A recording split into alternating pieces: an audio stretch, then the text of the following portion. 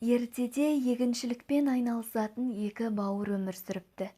Үлкені үйленген, балалы шағалы болса, кішісі жалғыз басты бойдақ екен. Алайда олар соған қарамастан жыл сайынғы егін өнімін өзара тең бөлісіп отырады екен. Күндердің бір күнінде кіші бауыры: "Мен осы не істеп жүрмін? Ағам болса жанұялы, балалары көп, ал мен жалғызбын. Ішіп жеміме көп кетпейді.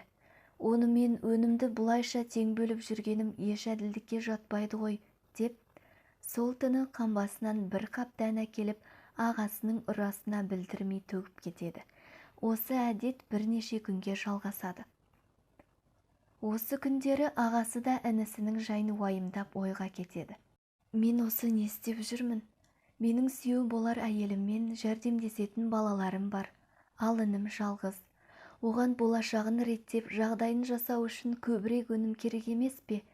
деп ол да әр түні білдірмей інісінің қамбасына бір қап дәннен таси бастайды. Осы сарынмен арада біраз уақыт өтеді. Алайда екеуі де қанша күн өтсе де өз ұраларындағы дәннің ортая қоймайтынын байқайды.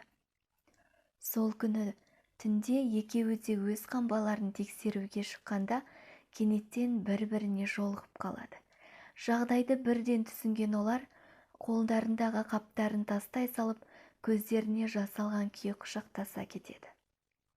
Кеңпейілділік деген бұл өмірде хош иісті әтірдің ыдысы секілді болу. Ол ішіндегісінің барлығын өзгелерге сыйлап, босап қалған күйде де жағымды иісінен ажырамай тұрады.